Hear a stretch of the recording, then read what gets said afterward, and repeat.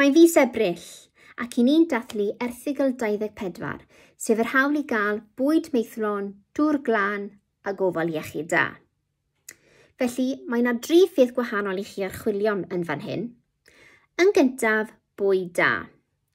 Falle gallwch chi greu plat bwyta'n dda, a dwi'n siŵr eich bod chi wedi gwneud y weithgaredd hon yn ysgol yn barod. Felly, mae angen i chi feddwl am y math o fwyd rydych chi'n bita a beth yw bwyd maethlon neu iachus. Falle gallwch chi gael sgwrs ynglyn â beth gallwn ni wneud gyda mwy ohono a'r hyn gallwn ni wneud â llai ohono. A gallwch chi dynnu llun o hyn neu gallwch chi beintio hyn. Yn ail, gadewch i ni feddwl am ddŵr a sut rydyn ni'n cael mynydiad i ddŵr. Nawr, dwi'n rhoi sialens i chi nawr i feddwl faint o weithiau i chi'n defnyddio dŵr yn ystod y dydd.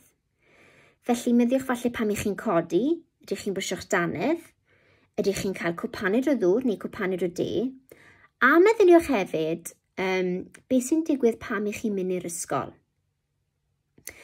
Wedyn, meddyliwch os oes gan bob plentyn fynediad at ddŵr. Oes yna unrhyw ffordd gallech chi gadw eich dŵr a sut byddech chi'n helpu arbed dŵr yn eich bywyd. Yn olaf, hoffwn i drafod gyda chi sut ych chi'n gweld eich doctor pan fyddwch yn teimlo'n anhwylus. Ydych chi'n gwybod ble mae eich doctor lleol? Ydych chi'n gwybod sut i gael help os mae angen help arnoch chi a pan ych chi'n teimlo'n anhwylus? Rydyn ni'n edrych ymlaen yn fawr i weld eich gwaith. Falle gallwch chi rannu eich gwaith gyda ni a'i ddanfon at Com Plant Cymru.